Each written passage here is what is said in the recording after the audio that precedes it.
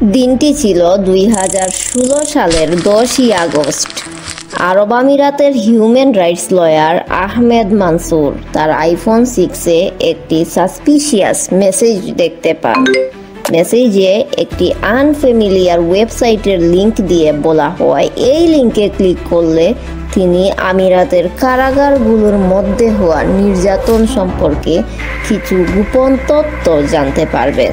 আহমেদ মানসুর বিচক্ষণতার পরিচয় দিয়ে ওই লিংকে ক্লিক না করে পাঠিয়ে দেন কানাডার টরন্টো ইউনিভার্সিটির cyber security research group citizen ল্যাবের কাছে। সিটিজেন ল্যাব আরও একটি ডাটা সিকিউরিটি প্ল্যাটফর্ম লুক আউটের সাথে কোলাবোরেটলি ইনভেস্টিগেশনে লেগে যায়। এই ইনভেস্টিগেশনে প্রথমবারের মতো সামনে আসে পৃথিবীর সবচেয়ে dangerous spyware Pegasus. Citizen lab discover করে এই স্পাইওয়্যারটির ছিল আইফোন সিস্টেমের 3টা জিরো ডে ভালনারেবিলিটিসকে অ্যাটাক করার ক্ষমতা। জিরো ডে ভালনারেবিলিটিস মানে হলো সফটওয়্যার সিস্টেমের এমন কোনো সিকিউরিটি ত্রুটি বা উইকনেস যেটা সফটওয়্যারটি ডেভেলপারদের নজরে আসার আগে কোনো হ্যাকার খুঁজে পায় এবং এটি ব্যবহার করে সফটওয়্যারটি হ্যাক করতে সক্ষম হয়। এই ক্ষেত্রে যেহেতু ডেভেলপাররা কিছু বুঝে ওঠার আগেই হ্যাকার হ্যাক করে বসে, তাই টেকনিক্যালি সফটওয়্যারটি হ্যাক হওয়া থেকে বাঁচানোর জন্য ডেভেলপারদের হাতে 0 দিন সময় থাকে, অর্থাৎ আর কোনো সময় সুযোগই থাকে না। তাই এই সিকিউরিটি ইস্যুটাকে জিরো ডে ভালনারেবিলিটিস বলে ডাকা হয়। সিটিজেন ল্যাব এও বলে যে আহমেদ মানসুর যদি শুধুমাত্র লিঙ্কটিতে ক্লিক করতেন তাহলে স্পাইওয়্যারটি আইফোনের জিরো ডে ভালনারেবিলিটিসগুলো ব্যবহার করে ফোনটিকে জেল ব্রেক করতে পারত। জেল ব্রেক হলো এমন একটা প্রসেস যেখানে অপারেটিং সিস্টেমের সব ধরনের নিরাপত্তা ব্যবস্থা উড়িয়ে দিয়ে স্পাইওয়্যার ডিভাইসের পুরো কন্ট্রোল নিয়ে নেয়।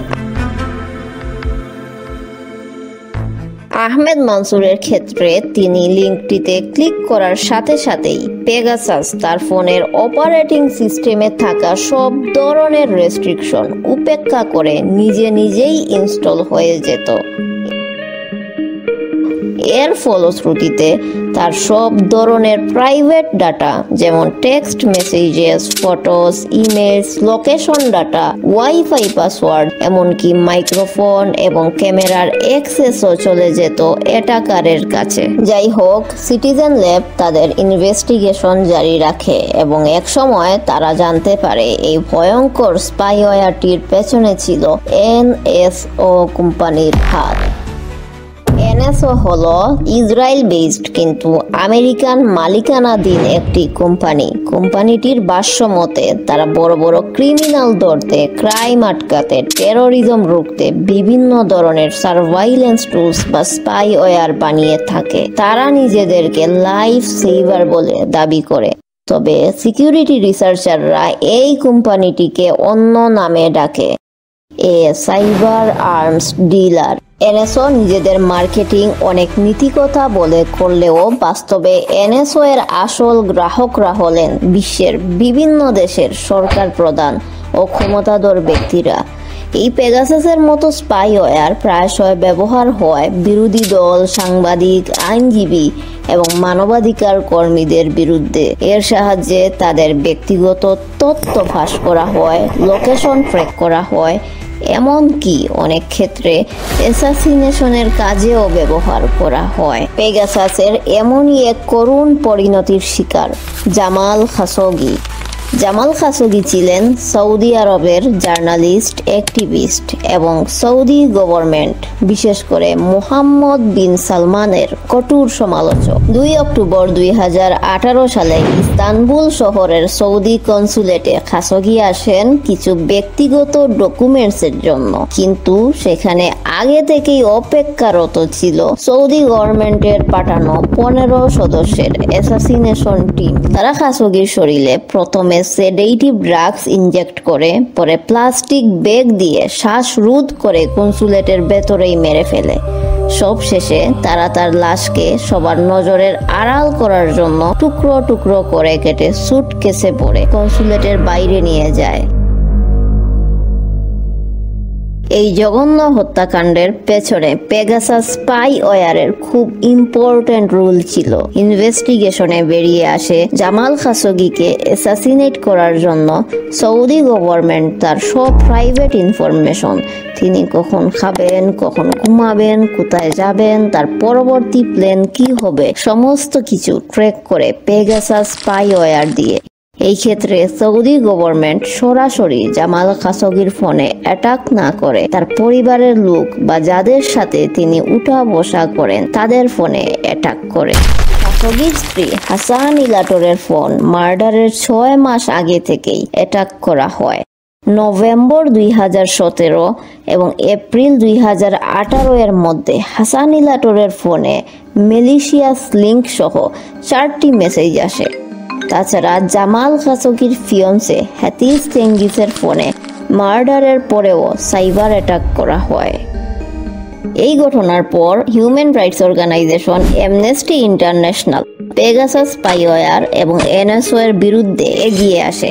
এরই ধারাবাহিকতায় 2021 সালে তারা প্রজেক্ট পেগাসাস নামে একটি ইনভেস্টিগেশন প্রজেক্ট লঞ্চ করে। এই ইনভেস্টিগেশনে তাদের সাথে যোগ দেয় 17টি মিডিয়া অর্গানাইজেশন। এই মিডিয়া অর্গানাইজেশনগুলোর মধ্যে ছিল রয়টার্স, গার্ডিয়ান, ওয়াশিংটন পোস্টের মতো বড় বড় অর্গানাইজেশনগুলো, আর তাদের টেকনিক্যাল সাপোর্টের জন্য ছিল French based NGO forbidden stories. এই ইনভেস্টিগেশনে প্রাথমিকভাবে প্রকাশ করা হয় 50,000টি নাম্বারের লিস্ট, যেগুলো অলরেডি অ্যাটাক করা হয়েছে বা পেগাসাসের পটেনশিয়াল টার্গেটের মধ্যে ছিল। এই লিস্টে নাম পাওয়া যায় জামাল খাশোগির ফ্যামিলি মেম্বার্সদেরও। তাছাড়া বিভিন্ন দেশের পলিটিক্যাল লিডার যেমন ফ্রান্সের প্রেসিডেন্ট ম্যাক্রন, পাকিস্তানের former prime minister Imran Khan সহ ইন্ডিয়ার রাহুল গান্ধীর 2টি ফোন নাম্বার। তাছাড়া অ্যামনেস্টি ইন্টারন্যাশনালের এই ইনভেস্টিগেশন প্রজেক্টের মাধ্যমে বেরিয়ে আসে এমন 10টি কান্ট্রি যারা ইসরায়েলের কাছ থেকে এই স্পাইওয়্যারটি কিনেছিল। এই 10 দেশের মধ্যে ছিল ইন্ডিয়া, সৌদি আরব, আরব আমিরাত, Mexico, Morocco, Bahrain, Kazakhstan, Hungary, Rwanda এবং আজারবাইজান। পেগাসাস কেলেঙ্কারিতে বাংলাদেশের নামও উঠে আসে।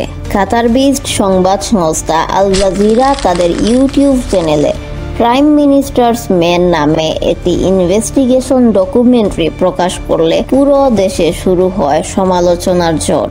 ইনভেস্টিগেশনে আল জাজিরা দাবি করে বাংলাদেশের ইসরায়েলের সাথে কোনো ধরনের ডিপ্লোম্যাটিক রিলেশন না থাকা সত্ত্বেও বাংলাদেশ গভর্নমেন্ট ইসরায়েলের কাছ থেকে পেগাসাস স্পাইওয়্যার কিনে, যেটা দিয়ে একই সাথে 100 জন মানুষের মোবাইল ফোন মনিটর করা সম্ভব।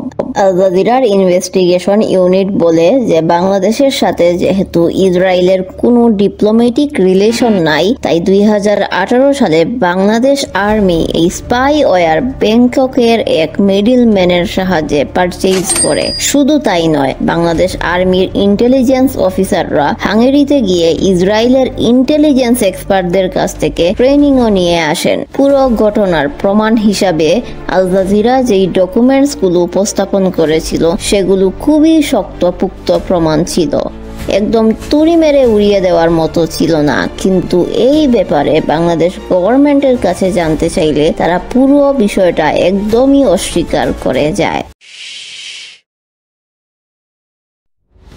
এনএসও পেগাসাসের প্রথম এডিশন ডেভেলপড করে 2011 সালে। শুরুর দিকে অ্যাটাকাররা টার্গেটেড ফোনে মিসলিডিং মেসেজ সহ ইমেল পাঠিয়ে রিসিভারকে দিয়ে স্পাইওয়্যারটি ডাউনলোড করিয়ে নিত।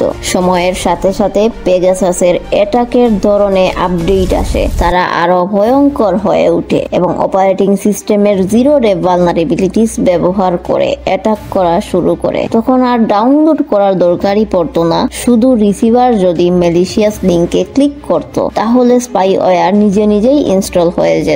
আহমেদ মানসুরকে কিন্তু পেগাসাসের এই ভার্সনটা দিয়েই সাইবার অ্যাটাক করা হয়েছিল। 2018 সাল আসতে আসতে পেগাসাস আরো পরিণত রূপ ধারণ করে। এবার আর ক্লিক করারও দরকার নাই, অর্থাৎ জিরো ক্লিক অ্যাটাক। এই পেগাসাসের ভার্সন দিয়ে অ্যাটাক করানোর জন্য শুধুমাত্র টার্গেটেড ব্যক্তির ফোন নাম্বার জানাটাই যথেষ্ট ছিল। শুধুমাত্র একটা SMS বা একটি ফোন কল, এমনকি একটা মিসড কলই যথেষ্ট পেগাসাস ইনস্টলের জন্য। এমনকি পেগাসাস হোয়াটসঅ্যাপ, টেলিগ্রামের মতো মেসেজিং অ্যাপ, যেগুলোতে মেসেজ এনক্রিপ্টেড করে আদান প্রদান করা হয়, এইগুলোরও ভালনারেবিলিটিস খুঁজে বের করে অ্যাটাক করা শুরু করে। হোয়াটসঅ্যাপে একটা মিসড কল দিলেই পেগাসাস ইনস্টল হয়ে যেত। এই জন্য 2019 সালে হোয়াটসঅ্যাপ NSO এর বিরুদ্ধে লিগ্যাল অ্যাকশন নেওয়া শুরু করে। বর্তমানে পেগাসাস আরো আপডেটেড হওয়ার দিকে এগিয়ে যাচ্ছে। এবার তাদের লক্ষ্য এফেক্টেড ডিভাইসে স্পাইওয়্যারের সব ধরনের ফুটপ্রিন্ট সরিয়ে নেওয়া। কোনো ডিভাইস পেগাসাস দ্বারা আক্রান্ত হয়েছিল কিনা এইটা ফরেনসিক অ্যানালাইসিসে যাতে ধরা না পড়ে, এই জন্য NSO সেলফ ডিস্ট্রাকশন মেকানিজম আনার চেষ্টা করছে, যেখানে স্পাইওয়্যারটি কাজ শেষ হওয়ার পর নিজে থেকেই ডিভাইস থেকে সব ধরনের ট্রেস ফুটপ্রিন্ট রিমুভ করে ফেলবে এবং নিজে থেকেই আনইনস্টল হয়ে যাবে। রিসার্চাররা ধারণা করছেন আগামীতে পেগাসাস মোবাইল ডিভাইস ছাড়াও অন্যান্য প্ল্যাটফর্ম যেমন কম্পিউটার এবং IoT ডিভাইস অ্যাটাক করার সক্ষমতা অর্জন করতে পারে। যদি কখনো পেগাসাস IoT ডিভাইসগুলো অ্যাটাক করে, তাহলে তখন আর শুধু আমাদের প্রাইভেসি হুমকির মধ্যে থাকবে না, বরং আমাদের জীবন ও ঝুঁকির মধ্যে পড়বে। বর্তমানে স্মার্ট হোম অ্যাপ্লায়েন্স যেমন স্মার্ট স্পিকার, সিকিউরিটি ক্যামেরা, ডোর বেলস, ডোর লক IoT ব্যাপক হারে ব্যবহার হচ্ছে। এই ক্ষেত্রে পেগাসাস সিকিউরিটি ক্যামেরা অ্যাক্সেস করে সব ধরনের তথ্য তো পেতেই পারে, সাথে ডোর বেল, ডোর লক নিয়ন্ত্রণ করে ইচ্ছা মতো দরজা খুলে দিতে পারবে বা লক করে আপনার নিজের ঘরে আপনাকেই বন্দি করে রাখতে পারবে। তাছাড়া পেসমেকার, ইনসুলিন পাম্পের মতো মেডিকেল ডিভাইসেও IoT ব্যবহার হয়। এই ডিভাইস যদি হ্যাক হয়, তাহলে রোগীর জীবন সরাসরি হুমকির মধ্যে পড়বে। এখন প্রশ্ন হলো, পেগাসাস দ্বারা অ্যাটাক করা হয়েছে কিনা সেটা কিভাবে ডিটেক্ট করতে হবে এবং এর থেকে বাঁচারই বা কি উপায় আছে? পেগাসাস যেহেতু দিনে দিনে আরো আপডেটেড হচ্ছে এবং এটি অলমোস্ট কোনো ট্রেস না রেখেই ডিভাইস হ্যাক করে, তাই কোনো ডিভাইস পেগাসাস দ্বারা আক্রান্ত হয়েছে কিনা সেটা ডিটেক্ট করা খুবই ডিফিকাল্ট। তবে তারপরও কিছু বিষয়ে সতর্কতা অবলম্বন করা যেতে পারে, যেমন আনএক্সপেক্টেড ব্যাটারি ড্রেন। হঠাৎ করেই ফোনের চার্জ 100% থেকে 10% নেমে আসা, ওভারহিটিং কোনো কারণ ছাড়াই বা ইউজ না করলেও দেখা যেতে পারে মোবাইল ডিভাইসটি গরম হয়ে আছে। তাছাড়া পারফরমেন্স ইস্যু দেখা দিতে পারে, মোবাইল স্লো হয়ে যাওয়া, ক্র্যাশ করা, অ্যাপগুলো আনইউজুয়াল বিহেভ করা, বা দেখলেন কোনো কারণ ছাড়াই আপনার ডাটা ইউজেজ অনেক হাই দেখাচ্ছে। তখন হতে পারে কোনো স্পাইওয়্যার লার্জ অ্যামাউন্টের ডাটা আপনার ডিভাইস থেকে রিমোট কোনো সার্ভারে ট্রান্সফার করছে। এছাড়াও আনইউজুয়াল মেসেজ আসছে কিনা, আননোন নাম্বার বা সাসপিশিয়াস নাম্বারে ফোন কল বা মিসড কল আসছে কিনা সেই বিষয়েও সতর্ক থাকা যেতে পারে।